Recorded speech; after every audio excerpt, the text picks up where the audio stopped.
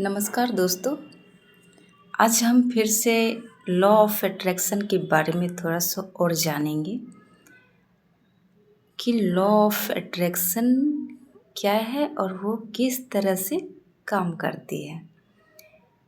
Law of attraction एक आकर्षण का सिद्धांत है। जैसे कि आप इसको आसान भाषा में अगर समझना चाहें तो चुंबक की तरह है, ये एक मैग्नेट की तरह है। अगर एक मैग्नेट को दूसरे मैग्नेट के सामने अगर हम रखते हैं तो वो ऑटोमेटिक खिंचाव करती है। ठीक उसी तरह से जो है लॉ ऑफ अट्रैक्शन भी है, वो काम करती है। और ये एक थॉट प्रोसेस है, वो आपकी सोच पर डिपेंड करती है कि आप सोचते कैसा है। जैसे कि आप जैसा सोचोगे ब्रह्मांड वो चीज़ उस चीज़ पे काम करना शुरू कर देती है।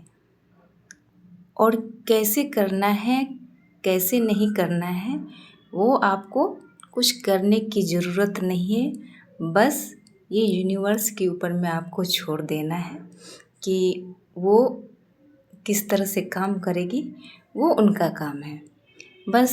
आप बस सोचिए, आप ये सोचिएगा कि सोच से क्या होता है। तो सोच से बहुत कुछ होता है, बशर्ते आप सोच क्या रहे हैं वो डिपेंड करता है।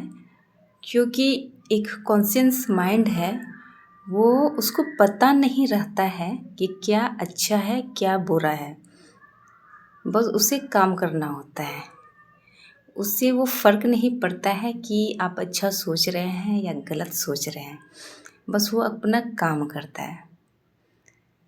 तो डिपेंड करता है कि आप सोचिए अच्छा, और सोच में भी एक पॉजिटिविटी होनी चाहिए। और सिर्फ पॉजिटिविटी ही नहीं, उसमें फीलिंग्स होनी चाहिए कि आप उस चीज़ को फ़ील कैसे करते हैं। तो कभी कभी होता है ना कि आप ये सोचते हैं कि मैं तो अपने बारे में गलत नहीं सोच रहा हूँ या फिर कर्जे के बारे में नहीं सोच रहा हूँ, लेकिन आप वो सोच रहे हैं कि मैं कर्जे में ना रहूं, कर्जे में ना फंसूं। तो वो चीज़ आप जो रिपीट करते हैं वो चीज़ आप वही चीज़ आपको उस चीज़ में धकेलती जाती है। तो आपको वो चीज़ सोचनी ही नहीं है जो आप नहीं चाहते हैं, और जो आप चाहते हैं वो चीज़ सोचिए ना। तो इस तरह से वो वर्क करता है। तो सोच के साथ आपकी फीलिंग्स जुड़ी होनी चाहिए, क्योंकि सोचने के लिए तो माइंड इतने हज़ारों थॉट सोचती है, लेकिन सारे के सारे वो वर्क नहीं करेंगे। वर्क वही करेगा जिसकी सोच के साथ आपकी फीलिंग्स जुड़ी हुई हो। और स्टार्टिंग में होता है ना कि आप काम कैसे करिएगा, तो इसको प्रैक्टिस करना पड़ेगा। आपको अपने सोच पे बदलाव लाना पड़ेगा कि आपको जो है ना पॉजिटिविटी के साथ आपको सोचना है। ऐसा नहीं है कि दिमाग में ख़यालात बुरे बुरे नहीं आएंगे, लेकिन आपको उस चीज़ को जो है इग्नोर करना सीखना पड़ेगा आपको कि आप बुरी चीज़ों को इग्नोर कैसे करेंगे, और पॉजिटिव जो बातें होती, जो सोच होती है, अच्छी सोचों को आप एब्जर्व करिए। तो ये चीज़ है। और ये ऐसी कोई ये नहीं है कि ये एक कहानी है, हवाई है। आप इस बारे में एक बुक भी है द सीक्रेट के बारे में, तो आप वो बुक आप पढ़ सकते हैं, और उसमें एकदम डिटेल्स में आपको लिखा हुआ है। और ये बुक रांडा बर्ने के द्वारा जो है ना लिखी गई है। जो ये बुक है बहुत ही ज़्यादा अच्छी बुक है, और शायद मुझे लगता है हर इंसान को पढ़ना चाहिए। और सबसे ज़्यादा सेलर वाली बुक में से एक ये बुक है। तो ये ऐसा नहीं है, इस बुक के ऊपर में उन्होंने बहुत वर्क किया है, और ये रिलेट करता है हमारे लाइफ में, क्योंकि हम कहीं ना कहीं हम वो चीज़ फेस करते ही हैं, बस हमें जानकारी नहीं होती है। जब हम लॉ ऑफ अट्रैक्शन के बारे में या इस शब्द के बारे में हम जानते नहीं थे, फिर भी वो वर्क कर रहा था। पता तो नहीं था कि ये लॉ ऑफ अट्रैक्शन है, तो हम कुछ भी सोच लेते थे। मतलब हमारी सोच पे कोई कंट्रोल नहीं थी और इसको हम बदलते भी नहीं थे, क्योंकि हमें इसके बारे में जानकारी थी ही नहीं कि आखिर कैसे इस चीज़ को सोचा जाता है या वर्क किया जाता है। लेकिन ये वर्क करता था बचपन से लेकर के अभी तक, वो चीज़ होता आया है। बस उसका जानकारी सभी के पास होता नहीं है कि हम सोच क्या रहे हैं। तो ये एक एक्सपेरिमेंट इसके ऊपर में भी किया गया था, सोच के ऊपर में।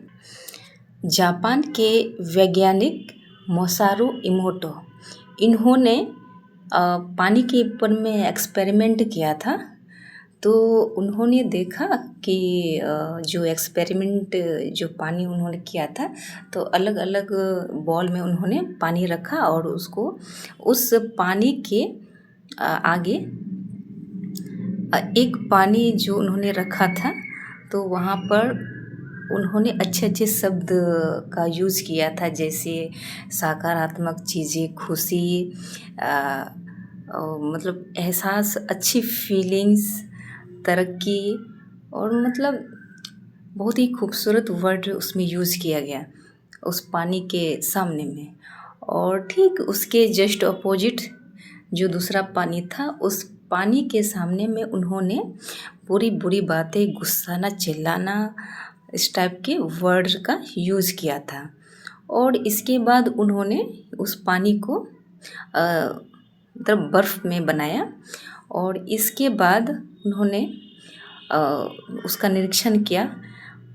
और जब उन्होंने पूरा डीपली उस चीज़ को स्टडी किया, तो पता चला कि जिस पानी के सामने में उन्होंने अच्छे शब्दों का प्रयोग किया था, जैसे खुशी, प्यार और सकारात्मक जो चीज़ें हैं या जो भी है शब्द हैं, तो उस पानी का जो आकृति जो बनी हुई थी, वो काफ़ी खूबसूरत बनी हुई थी। और ठीक उसके जस्ट अपोजिट जो दूसरे पानी के सामने में उन्होंने बहुत ही ज़्यादा बुरी बातें, नेगेटिव बातें करी थी और गुस्साना, चिल्लाना, इस टाइप का वर्ड यूज़ किया था। तो उस पानी में जो उसकी आकृति बनी थी, वो एकदम ख़राब, उसकी आकृति एकदम बेकार दिख रही थी। और ये एक्सपेरिमेंट उन्होंने सिर्फ़ एक बार नहीं किया था, उन्होंने कई बार इस चीज़ को एक्सपेरिमेंट किया था। तो बाद ये इसमें सेम रिज़ल्ट उसी तरह से आया था, जिस ग्लास के सामने यानी पानी के सामने उन्होंने अच्छे वर्ड का इस्तेमाल किया था, उनकी आकृति अच्छी उभर कर के आई थी। और जिसमें गुस्सा, चिल्लाना इस टाइप का था, वो उसकी आकृति बहुत ही बिगड़ी हुई थी। तो उससे यही चीज़ होता है कि आप जैसा सोचते हैं और जिस तरह से आप वो चीज़ फ़ील करते हैं, तो वो वैसा ही होता है।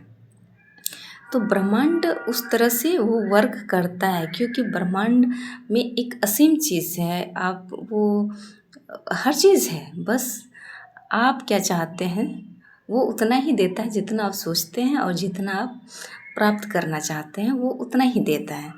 तो ब्रह्मांड बहुत ही ज़्यादा रहस्य वाली बात है, और इसको जानना बहुत ही दिलचस्प वाली है। और वैसे भी ऊर्जा की जो बात होती है ना, तो ऊर्जा इस संसार से, इस ब्रह्मांड से कहीं नहीं जाती है। ऊर्जा एक ऐसी चीज़ है, ना नष्ट होती है, ना कभी बनती है। बस जैसा ऊर्जा होती है, बस वो ऊर्जा पूरे ब्रह्मांड में फैली हुई रहती है, ना इसका अंत है ना इसका शुरुआत है। तो ब्रह्मांड बहुत ही ज़्यादा रहस्य वाली चीज़ है, और इस चीज़ को और ज़्यादा हम डीपली में फिर बात करेंगे अच्छे तरीके से। तो नेक्स्ट पार्ट में हम इसको थोड़ा सा अच्छे तरीके से डिटेल्स में इसको थोड़ा सा और बात करेंगे इस चीज़ को लेकर के, ताकि आप इस चीज़ के बारे में थोड़ा और ज़्यादा जान पाएँ। अभी के लिए इतना ही, धन्यवाद।